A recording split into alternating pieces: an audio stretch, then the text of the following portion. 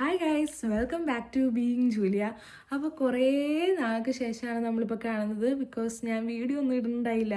എനിക്ക് ക്ലാസ്സും ഡ്യൂട്ടിയൊക്കെ ആയിട്ട് തിരക്കായിപ്പോയി, അങ്ങനെ ഇടാൻ പറ്റിയില്ല. അപ്പോൾ ഇന്ന് എന്തായാലും ഒരു വീഡിയോ, അത് നമ്മുടെ German house building, nursing house ബിൽഡിങ്ങിനെ കുറിച്ച് കുറച്ച് കാര്യങ്ങളൊക്കെ പറയാനാണ്. കുറച്ച് പേര് എന്നോട് ഇങ്ങനെ, പിള്ളേരൊക്കെ ഇങ്ങനെ ചോദിച്ചു, ഞാനെങ്ങനെയാണ് വന്നേ, എങ്ങനെയായിരുന്നു പേപ്പർ വർക്കുകളൊക്കെ എങ്ങനെയായിരുന്നു, പിന്നെ ജർമ്മൻ ലാംഗ്വേജ് എങ്ങനെയുണ്ട്, ഇവിടെ വന്നിട്ട് എങ്ങനെയുണ്ട്, അപ്പോൾ അങ്ങനെയൊക്കെ കുറേ പേര് ചോദിച്ചു. അപ്പോൾ ഞാൻ ഓർത്തു അതിനൊക്കെ മറുപടി എനിക്ക് അവരോട് പറയാൻ പറ്റിയില്ല. അപ്പോൾ എന്തായാലും ഇപ്പോൾ ഇവിടെ പറയാം. അപ്പോൾ എല്ലാവർക്കും വേറെയും ഇനി അറിയേണ്ടവർക്കൊക്കെ അറിയാമല്ലോ. സോ ഇനി നമുക്ക് അധികം ലേറ്റ് ആക്കണ്ട, വീഡിയോയിലേക്ക് പോവാം. സോ ജർമ്മനിയിൽ ഞാനിപ്പോൾ വന്നിട്ട് 1.5 ഇയറായി. ഞാൻ 12th കഴിഞ്ഞിട്ട് ജർമ്മൻ പഠിച്ചു. ജർമ്മൻ പഠിക്കാൻ ഒരു 8 months ഒക്കെ എടുത്തു. എനിക്ക് പഠിച്ചൊക്കെ തീരാൻ A1 തൊട്ട് B2 വരെ പഠിക്കാൻ 8 months ആണ് എടുക്കുക. ഞാൻ പഠിച്ചത് Theresian academy for international languages Aluva, അവിടെയാണ് ഞാൻ പഠിച്ചത്. ഞാനവിടെ B1 B2 ആണ് പഠിച്ചത്. A1 A2 നമ്മുടെ ജർമ്മനി 2 എക്സാം സെൻറ്റേഴ്സാണ്, ഗോയിത്യ ഉണ്ട്, ടെൽക്കോ ഉണ്ട്. ഞാനപ്പോൾ ഗോയിത്യയുടെയാണ് പഠിച്ചത്. അപ്പോൾ ഞാൻ ഗോയിത്യയുടെ ഇൻസ്റ്റിറ്റ്യൂട്ടിലായിരുന്നു A1 A2 പഠിച്ചത്, ഓൺലൈനിലായിരുന്നു. അപ്പം വലിയ ആകാത്തതുകൊണ്ട് ഞാൻ പിന്നെ ഓഫ്ലൈനിലേക്ക് ഇവിടെ ആലുവയിൽ തെരേസൻ അക്കാഡമിയിലേക്ക് മാറി. നല്ലൊരു ഇൻസ്റ്റിറ്റ്യൂട്ടായിരുന്നു, നല്ല ഫാക്കൽറ്റീസും അവിടുത്തെ എല്ലാം സ്റ്റാഫും എല്ലാം നല്ല ടീമായിരുന്നു. നമുക്ക് നല്ലതായിട്ട് പഠിക്കാനൊക്കെ പറ്റി. അവിടെ പഠിച്ചിറങ്ങുന്ന കുട്ടികളൊക്കെ തന്നെയാണ് അവിടെ മിക്കതും പഠിപ്പിക്കാനൊക്കെ കയറുന്നതും. പിന്നെ സിസ്റ്റേഴ്സുണ്ട്, പിന്നെ ജർമ്മൻസൊക്കെ ഇടയ്ക്കൊക്കെ വന്ന് പഠിപ്പിക്കുന്നൊക്കെ ഉണ്ട്. അപ്പോൾ അവിടെ എല്ലാം അടിപൊളിയായിരുന്നു. അപ്പോൾ ജർമ്മൻ പഠിച്ചു കഴിഞ്ഞിട്ട് പിന്നെ മറ്റേ പേപ്പർ വർക്കും എക്സാമിന് എഴുതാൻ സീറ്റ് എടുക്കുന്നു, എക്സാം എഴുതാൻ പോകുന്നു, പാസ്സാവുന്നു, അങ്ങനെ എല്ലാ കാര്യങ്ങളും ഒക്കെ നടന്നൊരു 1.5 വർഷം എടുത്തു, ഒരു 2 years ഒക്കെ എടുത്തു വരാനായിട്ട്. പിന്നെ നമുക്ക് B2ൻ്റെ സർട്ടിഫിക്കറ്റാണ് ഇവിടുത്തെ നേഴ്സിങ്ങിന് ആവശ്യം.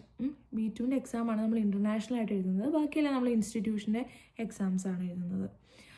പിന്നെ ഉള്ളത് ജർമ്മൻ പഠിക്കാൻ പാടാണെന്ന് ചോദിച്ചാൽ പാടല്ല, അതായത് മിഡിലാണ്. അതായത് നമ്മൾ പഠിച്ചാൽ നമ്മളെ പറ്റും, പഠിച്ചെടുക്കാൻ പറ്റുന്ന സംഭവമുള്ളൂ, അല്ലാണ്ട് വലിയ പാടൊന്നുമില്ല. ഞാനൊക്കെ ഒരു ആവറേജ് സ്റ്റുഡൻ്റാണ്. ഞാനൊക്കെ ഇവിടെ എത്തിയെങ്കിൽ പിന്നെ നിങ്ങൾക്കും എത്താൻ പറ്റും. വലിയ സംഭവം, അതായത് B1 ലെവലാണ്. ഇച്ചിരി ടഫ് ആണെങ്കിൽ തന്നെ B1 ആണ്. അതായത് B1 നമ്മൾ ഗ്രാമർ ഇച്ചിരി ഡീപ്പായിട്ട് പഠിക്കുന്ന B1 ലെവലാണ്. അപ്പം അതൊരു ഇച്ചിരി കഷ്ടപ്പെടണം. പിന്നെ നമ്മൾ ഇതിനു വേണ്ടി ഇറങ്ങുവാണല്ലോ, അപ്പോൾ ഇച്ചിരി കഷ്ടപ്പെടണം. അല്ലാണ്ട് സമയമൊക്കെ കളഞ്ഞിങ്ങനെ നടന്നാൽ അത് പഠിക്കാൻ പറ്റില്ല. ഇത് ഒരു ലാംഗ്വേജ് ആണ്, അപ്പോൾ അതിൻ്റേതായ ടൈമും ഒക്കെ എടുക്കും. നമ്മൾ അതിനു വേണ്ടി സമയം കണ്ടെത്തണം. അപ്പോൾ അങ്ങനെയൊക്കെ പഠിച്ചെടുക്കാൻ പറ്റുന്ന സംഭവമേ ഉള്ളൂ ഇത്. പിന്നെ പാസ്സാവുന്ന കാര്യമാണ് ഇച്ചിരി സംഭവം. അതായത് നമുക്ക് 1 മാർക്ക് 2 മാർക്കിനൊക്കെ നമ്മൾ തോറ്റു പോണത്. അതിപ്പോൾ പറഞ്ഞിട്ട് കാര്യമില്ല. അത് ഇപ്പോൾ ഇഷ്ടംപോലെ പേരുണ്ട് ഫസ്റ്റ് ട്രയൽ കിട്ടുന്നത്. പിന്നെ ചിലർ ഉണ്ട് 10 15 പ്രാവശ്യം, അതിൽ കൂടുതൽ പ്രാവശ്യം എഴുതിയിട്ട് കിട്ടാത്തവരുണ്ട്. അതിൻ്റെ പിന്നെ അവർ അത് മോട്ടീവായിട്ട് കണ്ട് പ്രതീക്ഷ കൈവിടാണ്ട് ചെയ്ത് കിട്ടുന്നവരും ഉണ്ട്. ഇഷ്ടംപോലെ പേരുണ്ട് അങ്ങനെ കയറി വന്നിട്ടുണ്ട് പിള്ളേരൊക്കെ. അപ്പോൾ അതൊക്കെ ഒരു ഇതാണ്. നമ്മൾ 1 മാർക്കിലൊക്കെ, എനിക്കൊക്കെ ആദ്യത്തെ ട്രയൽ കിട്ടിയില്ല, എനിക്ക് 3ാമത്തെ ട്രയലാണ് കിട്ടിയത്.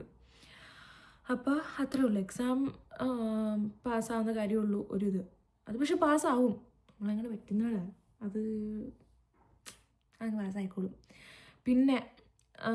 പിന്നെന്താണ് പിന്നെ ഞാൻ വന്നത് ഏജൻസി വഴിയല്ല, ഞാൻ തന്നെ ഡയറക്റ്റായിട്ട് അപ്ലൈ ചെയ്ത് വരികയായിരുന്നു. അപ്പം അതിനെക്കുറിച്ച് നിങ്ങൾക്ക് ഇനി അറിയണമെങ്കിൽ അടുത്ത വീഡിയോയിൽ ഞാൻ പറയാവേ. പിന്നെ സ്റ്റൈഫൻഡ് ഉണ്ടോയെന്നൊക്കെ ചോദിക്കുന്നുണ്ട്. ഇവിടെ സ്റ്റൈഫൻഡ് ഉണ്ടല്ലോ, അതുകൊണ്ടാണല്ലോ എല്ലാവരും വരുന്നത്. സ്റ്റൈഫൻഡൊക്കെ ഉണ്ട്, അതിനെക്കുറിച്ച് ഞാൻ ഇനി നിങ്ങൾ പറയുകയാണെങ്കിൽ ഞാൻ ചോദിച്ചാൽ പറയാം. പിന്നെ ഉള്ളത് ജർമ്മനിയിലെ നേഴ്സിങ്ങിനെ കുറിച്ച്. ജർമ്മനി നേഴ്സിങ് 3 years ആണ്. അത് ജനറൽ നേഴ്സിംഗ് ആണ്, BSc അല്ല, ജനറൽ നേഴ്സിംഗ്. പക്ഷേ അതിവിടുത്തെ രജിസ്റ്റേർഡ് നേഴ്സായിട്ടാണ് നമ്മളിവിടെ പഠിച്ച് കഴിയുമ്പോൾ നമ്മൾ ആവുന്നത്. രജിസ്റ്റേർഡ് നേഴ്സായിട്ടാണ് നമ്മൾ ഇറങ്ങുന്നത്. പിന്നെ നമുക്കത് പഠിച്ചു കഴിഞ്ഞിട്ട് നമുക്ക് മുന്നോട്ട് പഠിക്കണം. നമുക്ക് വേറെ പോസ്റ്റൊക്കെ വേണമെങ്കിൽ നമുക്ക് വൈറ്റബിൾഡോ എന്ന് പറഞ്ഞൊരു സംഭവമുണ്ട്, അപ്പോൾ അത് പഠിക്കാം. അത് പഠിച്ച് നമുക്ക് സ്പെഷ്യലൈസ് ചെയ്ത് മുന്നോട്ട് പഠിക്കാം. നമുക്ക് ആണെങ്കിൽ പ്രാക്ടിക്കൽ എക്സാമിനേഴ്സൊക്കെ ആണെങ്കിൽ അതൊക്കെ ആവാൻ പറ്റും ഇതൊക്കെ പഠിച്ചാൽ. പിന്നെ ഇവിടുത്തെ നഴ്സിംഗ് പഠിക്കാൻ പാടാണോ എന്ന് ചോദിച്ചാൽ പഠിക്കാൻ പാടല്ല. നമുക്ക് അവിടെയും പ്രശ്നക്കാരനായിട്ട് വന്നിരിക്കുന്നത് ഈ ലാംഗ്വേജ് ആണ്. ലാംഗ്വേജ് സെറ്റായ അതെന്തായാലും നമ്മൾ എത്ര 4 മൊഡ്യൂൾ പിടിച്ചിട്ട് വന്നാലും ഇവിടെ വരുമ്പോൾ ടഫാണ്. നമ്മൾ പഠിക്കുന്നത് ജർമ്മൻ ലാംഗ്വേജിലാണ് നേഴ്സിങ്. അപ്പോൾ അത് പയ്യെ ആയിക്കോളും. പ്രഷറൊന്നും വേണ്ട, അതൊക്കെ പയ്യെ ലാംഗ്വേജൊക്കെ ഇമ്പ്രൂവ് ആയിക്കോളും. ഞങ്ങളുടെ ഒന്നും ഇപ്പോഴും ഞങ്ങൾ വലിയ പ്രൊഫഷണൽസൊന്നും ആയിട്ടില്ല. നമ്മൾ ഇമ്പ്രൂവ് ആയിട്ടുണ്ട്. നമുക്കിപ്പോൾ പഠിപ്പിക്കുന്നതൊക്കെ മനസ്സിലാവും. പിന്നെ ഇവിടുത്തെ ടോപ്പിക്സൊക്കെ നാട്ടിലൊക്കെ വെച്ച് നോക്കുമ്പോൾ നാട്ടിലൊന്നും പഠിക്കുന്നതിനേക്കാളും ഒക്കെ എളുപ്പമാണ് ഇവിടെ പഠിക്കാൻ. ഈ ലാംഗ്വേജിൻ്റെ ഒരു സംഭവം മാത്രമേ ഉള്ളൂ, അല്ലാണ്ട് ഇവിടെ ഒന്നുമില്ല. പിന്നെ നമുക്കിവിടെ ഏറ്റവും കൂടുതൽ പ്രാക്ടിക്കൽ ബേസ്ഡ് ആണ് പഠിത്തം. തിയറിനേക്കാളും കൂടുതൽ നമ്മൾ പ്രാക്ടിക്കലാണ്. നമ്മൾ ഒരു മാസം ക്ലാസ് ആണെങ്കിൽ അടുത്ത മാസം നമ്മൾ ആ പഠിച്ച കാര്യങ്ങൾ പോയിട്ട് ഹോസ്പിറ്റലിൽ നമ്മൾ യൂസ് ആക്കണം. അപ്പോൾ നമുക്ക് നല്ലതായിട്ട് കാര്യങ്ങളൊക്കെ മനസ്സിലാക്കി നല്ല സംഭവങ്ങളൊക്കെയാണ്. പിന്നെ ഉള്ളത് ഇവിടെ പഠിച്ചാൽ പുറത്ത് വേറെ എവിടെയെങ്കിലുമൊക്കെ പോയി വർക്ക് ചെയ്യാൻ പറ്റുമെന്ന് ചോദിക്കുന്നുണ്ട്. അതായത് നമുക്കിപ്പോൾ ഇവിടെ പഠിച്ചാൽ നമുക്ക് യൂറോപ്യൻ കൺട്രീസിലൊക്കെ വർക്ക് ചെയ്യാൻ പറ്റുമെന്നാണ് എനിക്കൊരു തോന്നൽ. എനിക്ക് അതിനെക്കുറിച്ച് കൂടുതൽ അറിയില്ല, ഞാനത് പിന്നെ അന്വേഷിച്ചിട്ട് പറയാം. എനിക്കൊന്ന് വേറെ എന്തോ എക്സാംസ് പിന്നെ എഴുതേണ്ടി വരുമായിരിക്കും. നമ്മുടെ നാട്ടിലെ നേഴ്സിംഗ് അല്ല ഇവിടെ, എൻറ്റയർലി ഡിഫറെൻ്റാണ്. ജനറൽ നേഴ്സിംഗ് ആണ്, പക്ഷേ ഭയങ്കര ഡിഫറെൻ്റാണ്. പഠിക്കുന്ന ഇവിടുത്തെ എല്ലാ രീതികളും ഡിഫറെൻ്റാണ്. നമ്മളിപ്പോൾ ഇവിടെ നിന്നാൽ പിന്നെ നമ്മളിവിടെ നിൽക്കുകയുള്ളൂ, അത് വേറൊരു കാര്യം. പിന്നെ ഇവിടുത്തെ ഡ്യൂട്ടിയൊക്കെ നമുക്ക് 8 hours ഉള്ളൂ. നാട്ടിലെ പോലെ 12 മണിക്കൂർ അങ്ങനെയൊന്നുമില്ല. 8 hours ഡ്യൂട്ടി ഉള്ളൂ. ആഴ്ചയിൽ 5 ദിവസം ഡ്യൂട്ടി ചെയ്താൽ 2 ദിവസം എന്തായാലും അവധി ഉണ്ട്. ഇപ്പം ഒരു സ്ട്രെച്ച് 7 ദിവസം സ്ട്രെച്ച് ഡ്യൂട്ടി ആണെങ്കിൽ പോലും അതനുസരിച്ച് അവർ അവധി നമുക്ക് തരും. അപ്പോൾ ഇവിടുത്തെ സ്ട്രെസ്സുണ്ട്. നാട്ടിലത്രയും സ്ട്രെസ്സില്ല, പക്ഷേ സ്ട്രെസ് ഉണ്ടെന്നാൽ ഇറ്റ്സ് ഓക്കെ. നമുക്ക് ഏതൊരു പണിക്ക് അതിൻ്റേതായ ബുദ്ധിമുട്ടുകളുണ്ടല്ലോ, അതൊക്കെ ഉള്ളൂ. പിന്നെ ഞാനിവിടെ ആദ്യം ഡയറക്റ്റ് ഹൗസ് ബിൽഡിംഗ് അല്ലായിരുന്നു. ഞാൻ ആദ്യം FSJ ആണ് ചെയ്തത്.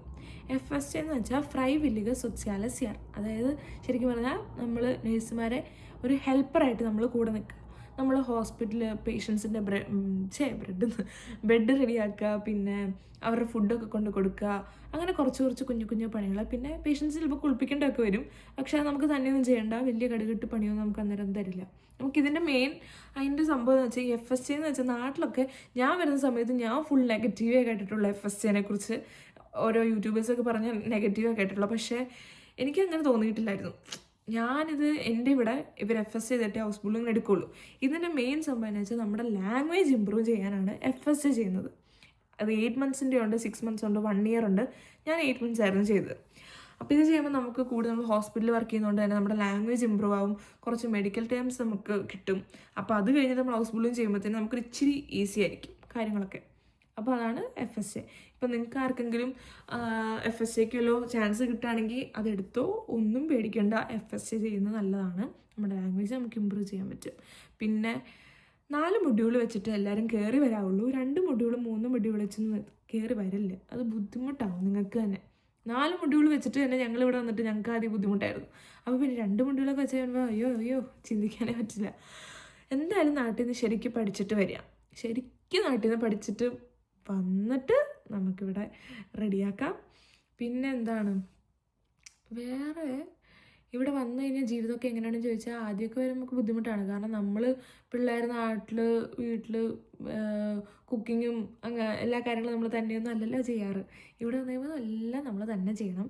പക്ഷേ നമുക്ക് തന്നെ അത് ബെനിഫിറ്റ്. നമ്മളൊരു ഇൻഡിപെൻഡൻറ്റ് സ്റ്റുഡൻ്റ് ആവുകയാണ് നമ്മളിവിടെ വരുമ്പോൾ ചെയ്യുന്നത്. അത് ട്രാക്കിലായിക്കോളും, കുറച്ചാളെടുക്കും, പിന്നെ അതങ്ങ് ശരിയായിക്കോളും. നമുക്ക് ഈ ഡ്യൂട്ടിയും ക്ലാസ്സൊക്കെ ആയിക്കഴിഞ്ഞ് അങ്ങനെ ഒരു ഇതായാലും അങ്ങ് ആയിക്കോളും. എല്ലാവരും കൂടെ ഒക്കെ ഉള്ളപ്പം അതൊക്കെ സെറ്റായിക്കോളും. പിന്നെന്താണ് വലിയ എല്ലാവരും പറയുന്നല്ലോ, ജർമ്മനി പിന്നെ ഹാപ്പി ലൈഫ്. അങ്ങനെയൊന്നും അല്ല. എല്ലായിടത്തും ഹാപ്പിനെസ് ഉണ്ട്, ഹാപ്പിനെസ് ഇല്ലെന്നല്ല. നമുക്ക് എൻജോയ് ചെയ്യേണ്ട അതുപോലെ അവധികളും കാര്യങ്ങളൊക്കെ ഉണ്ട്. ഇവിടുത്തെ നേഴ്സിങ്ങിനാണെങ്കിലും പഠിക്കുന്ന സ്റ്റുഡൻസ് എല്ലാവർക്കും എന്തിനും നല്ല അവധിയും കാര്യങ്ങളും എല്ലാ സംഭവങ്ങളും ഉണ്ട്. കഷ്ടപ്പാടും ഉണ്ട്. ഇച്ചിരി കഷ്ടപ്പാടില്ലാണ്ട് ഒന്നും നടക്കില്ല. എല്ലാ ലൈഫിനും എല്ലാ വർക്കിനും എല്ലാത്തിനും ഇച്ചിരി കഷ്ടപ്പാടൊക്കെ ഉള്ളതാണ്. അപ്പോൾ അത് ഏറ്റെടുക്കാൻ തയ്യാറായിട്ട് വരിക. പിന്നെ ഇപ്പം പഠിച്ചുകൊണ്ടിരിക്കുന്നവർക്കും പഠിക്കാൻ പോകുന്നവർക്കൊക്കെ ഇത് ഹെൽപ്ഫുൾ ആവുമെന്ന് ഞാൻ വിചാരിക്കുന്നു എൻ്റെ ഈ വീഡിയോ. പിന്നെ എന്തെങ്കിലും ഡൗട്ട്സൊക്കെ ഉണ്ടെങ്കിൽ നിങ്ങൾക്ക് ഇനി ചോദിക്കാം. പിന്നെന്താണ്, ഇത്രയൊക്കെ ഉള്ളൂ എനിക്ക് പറയാൻ. അപ്പോൾ അത്രയേ ഉള്ളൂ. പിന്നെ നിങ്ങൾക്ക് ഇനി കൂടുതൽ കാര്യങ്ങൾ എന്തെങ്കിലുമൊക്കെ അറിയണമെന്നുണ്ടെങ്കിൽ എല്ലാവരും comment below. So that's it from being Julia. എൻ്റെ ജേർണി ഇത്രയൊക്കെയായിരുന്നു, വേറെ ഇത് കൂടുതലൊന്നുമില്ല. ജർമ്മനൊക്കെ പഠിക്കാൻ പറ്റുന്നേ ഉള്ളൂ. നിങ്ങളൊക്കെ ഇങ്ങനെ കയറുകയോ, ശരിക്കും പഠിക്കുക, കഷ്ടപ്പെട്ട് പഠിക്കുക, എന്നിട്ട് വരിക, അത്രേ ഉള്ളൂ. Okay, so bye from being Julia. അപ്പോൾ ഇനി നെക്സ്റ്റ് വീഡിയോയിൽ കാണാം.